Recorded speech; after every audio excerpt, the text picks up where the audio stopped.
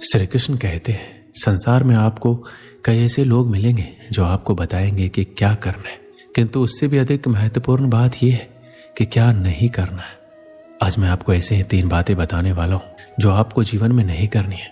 पहली बात, आनंद में कभी वचन मत दो। आनंद आपके तर्क को हर लेता है और फिर आनंद में दिया गया ये वचन बाद में गले की फांस बन जाता है।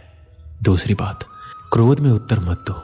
क्रोध आपके विवेक को खा जाता है, भविष्य दृष्टि को बाधित कर देता है और फिर कुछ क्षण के लिए आया ये क्रोध, इसमें दिया गया उत्तर बाद में जीवन भर के लिए प्रश्न बन जाता है। और तीसरी बात, कभी भी दुख में निर्णय मत लो। दुख आपके सोचने समझने की क्षमता को सीमित कर देता है और दुखी मन से लिए गए निर्णय सदा दुख ही देते हैं।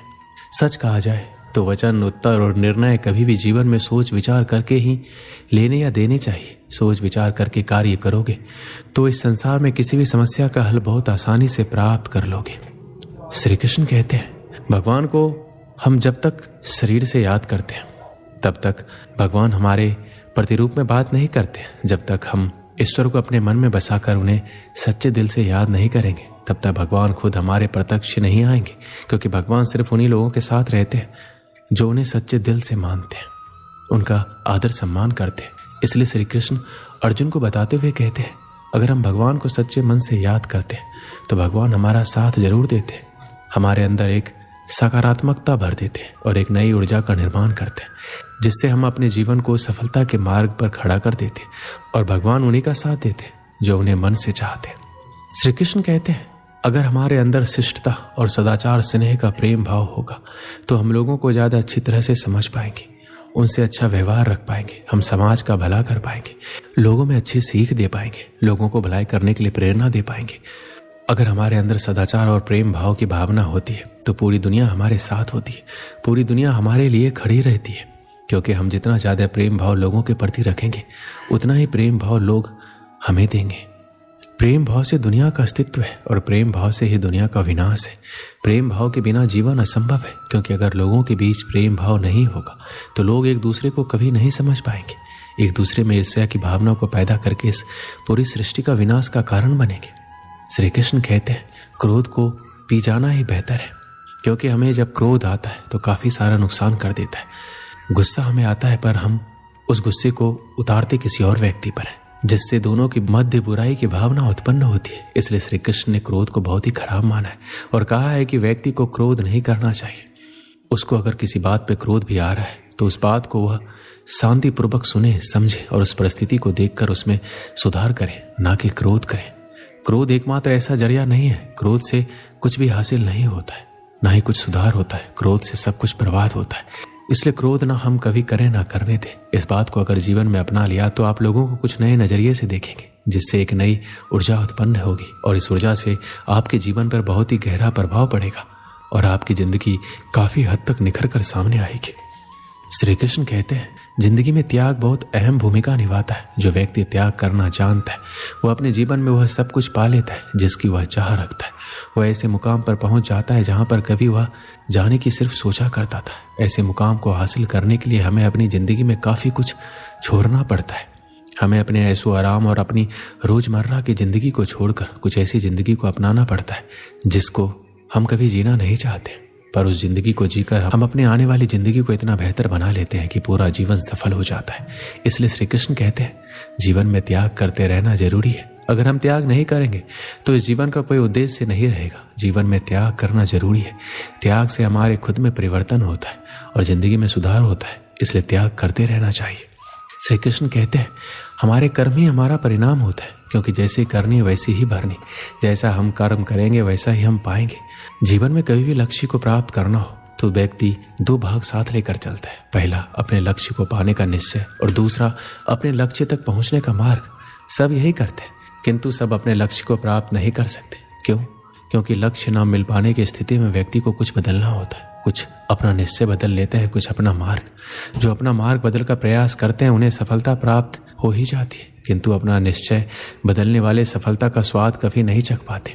इसलिए अपना निश्चय कभी मत बदलिए, क्योंकि निश्चय खो देने पर चंद्रमा भी पूर्णिमा के दिन ग्रहण पा जाता है। अपना निश्चय बनाए रखें, आपको सफलता अवश्य मिलेगी। श्री कृष्ण कहते हैं हमें अपने परिश्रम पर विश्वास रखना चाहिए। अगर हम अपने परिश्रम पर विश्वास रखेंगे तो हम कभी भी हार का सामना नहीं करेंगे। अगर हम अपने कर्म, परिश्रम, मेहनत पर अटूट विश्वास रखकर उसमें कायम रहेंगे तो हमें उससे बहुत अच्छे परिणाम मिलेंगे। वह परिणाम आपको जीवन जीने में बहुत आसान होंगे, क्योंकि एक परिश्रम ही है जो एक रंग को राजा बना देता है और राजा को रंग बना देता है। अगर आप परिश्रम और सही निर्देश और सही दिशा में काम करते तो जीवन में सफल होना पक्का ही है। पर अगर आप अपने परिश्रम पर विश्वास नहीं रखते तो उसमें आप धोखा करते हैं, तो आप याद रखना कि आप धोखा भी खुद के साथ कर रहे हो। इससे ना ही किसी और की जिंदगी बनेगी और ना ही कुछ होगा। आप धोखा करोगे तो खुद के लिए। इसलिए अपने परिश्रम पर इतना विश्वास रखें कि आप जो कर रहे हैं वह आपको एक ऐसा परिणाम दे जिसकी आपने कभी अपेक्षा नहीं की होगी। बहुत समय पहले की बात है, जंगल के किनारे एक छोटा सा गांव था। जंगल में जंगली जानवर बहुत अधिक मात्रा में थे, इसलिए गांव के लोगों को पेड़ पर चढ़ने का ज्ञान होना अति आवश्यक था, ताकि जंगली जानवरों से सामना होने पर वो पेड़ पर चढ़कर अपनी जान बचा सके। जो लोग जंगल में लकड़ियां काटने जाते थे उनके जंगली जानवरों से दो चार होने की अधिक संभावना थी, इसलिए वो लोग पेड़ पर चढ़ना अवश्य सीखते थे। उस गांव में एक बुजुर्ग सज्जन रहा करते थे। सब लोग उन्हें बाबा बुलाते थे। वो पेड़ पर चढ़ने की विद्या में माहिर थे और लोगों को पेड़ पर चढ़ने का प्रशिक्षण दिया करते थे। गांव के अधिकांश लोग उनसे ही प्रशिक्षण प्राप्त करने जाया करते थे। एक दिन बाबा ने उन युवकों के समूह को बुलाया जिन्हें वो पेड़ पर चढ़ने का प्रशिक्षण दे रहे थे। वह उस समूह के प्रशिक्षण का अंतिम दिन था। बाबा उन्हें एक पेड़ के पास ले गए। वह एक ऊंचा और चिकना पेड़ था जिस पर चढ़ना बेहद कठिन था। बाबा युवकों से बोले, आज तुम्हारे प्रशिक्षण का अंतिम दिन है। मैं देखना चाहता हूं क्या तुम लोग पेड़ पर चढ़ने में माहिर हो गए हो। इसलिए मैं तुम्हें इस चिकने और ऊंचे पेड़ पर चढ़ने की चुनौती दे रहा हूं। यदि तुम सब इस पेड़ पर चढ़ने में सफल रहते हो तो दुनिया के किसी भी पेड़ पर आसानी से चढ़ सकते हो। बाबा की बात सुनकर सभी युवक उत्साहित हो गए। वो पेड़ पर चढ़ने के लिए एक पंक्ति में खड़े हो गए। सबसे पहला युवक पेड़ पर चढ़ने लगा और बड़ी ही आसानी से पेड़ पर चढ़ा और फिर नीचे उतरने लगा। उतरते समय वह आधे रास्ते में था। तब बाबा बोले, सावधान, आराम से संभल कर उतरो, कोई जल्दी नहीं है। उस युवक ने वैसा ही किया। वो आराम से सावधानी से नीचे उतरा। उसके बाद एक एक करके सारे युवक पेड़ पर चढ़ने लगे। जब वो पेड़ पर चढ़ते तब तो बाबा उन्हें कुछ नहीं कहते, लेकिन जब वो पेड़ से उतरते समय आधे रास्ते पर होते या बस नीचे पहुंचने वाले होते तो बाबा कहते हैं, सुनो, आराम से, थोड़ा संभल कर और पूरी सावधानी से उतरो, किसी प्रकार की कोई जल्दी नहीं है। सभी युवकों ने बाबा की बात मानी और पेड़ पर चढ़कर नीचे उतरने में सफल हुए। सब बड़े खुश थे, लेकिन एक बात उन्हें खटक रही थी और ये थी, बाबा ने उन्हें पेड़ से उतरते समय ही सावधान रहने को क्यों कहा, पेड़ पर चढ़ते समय क्यों नहीं। उन्होंने बाबा से पूछ लिया, बाबा, इस पेड़ की सबसे ऊपरी शाखा पर चढ़ना सबसे कठिन था, लेकिन आपने उस पर चढ़ते समय हमें संभल कर रहने को नहीं कहा। लेकिन पेड़ से उतरते समय जब जमीन की दूरी बहुत कम रह गई थी तब आपने हमें संभल कर और सावधान रहने को कहा, ऐसा क्यों। बाबा बोले, देखो, पेड़ की सबसे ऊपरी शाखा पर चढ़ना बहुत कठिन है, ये मैं भी जानता हूं और तुम भी। इसलिए मेरे बिना बोले ही तुम पहले से ही सतर्क थे। ऐसा हर किसी के साथ होता है। कार्य के प्रारंभ में सब सतर्कता से ही आगे बढ़ते हैं, किंतु सतर्कता और सावधानी में चूक तब होती है जब हम मंजिल के समीप होते हैं। तब हमें लगने लगता है कि हमारा काम तो पूरा होने को है, मंजिल अब दूर नहीं, और वहाँ हमारा ध्यान भटक जाता है और हम गलती कर जाते हैं। इसलिए हमेशा याद रखो कि मंजिल के नज़दीक पहुँचने और यथार्थ में मंजिल पर पहुँचने में बहुत फर्क है। युवकों को बाबा की इस बात से जीवन की एक बड़ी सीख प्राप्त हुई। हमारे जीवन में भी कई बार ऐसा होता है, किसी काम को पूरा करने के कगार पर होकर भी हम उसे पूरा नहीं कर पाते। अंतिम क्षणों में कुछ गड़बड़ हो जाती है और हम पछताते रह जाते हैं। अंतिम क्षणों की जरा सी असावधानी से हमारा पूरा काम बिगड़ जाता है। इसलिए ऐसा होता है क्योंकि मंजिल के करीब पहुंचकर हम अपना धैर्य खो देते हैं। धैर्य खोने के बाद हमसे चूक हो जाती है। इसलिए जब तक मंजिल तक ना पहुंचे धैर्य बनाकर रखें। कार्य के प्रारंभ में जितना धैर्य और सावधानी आवश्यक है, कार्य समाप्ति तक भी आवश्यक है। इसलिए कार्य पूर्ण होने तक धैर्य ना खोए, उतना ही सावधान रहे जितने प्रारंभ में रखते हैं।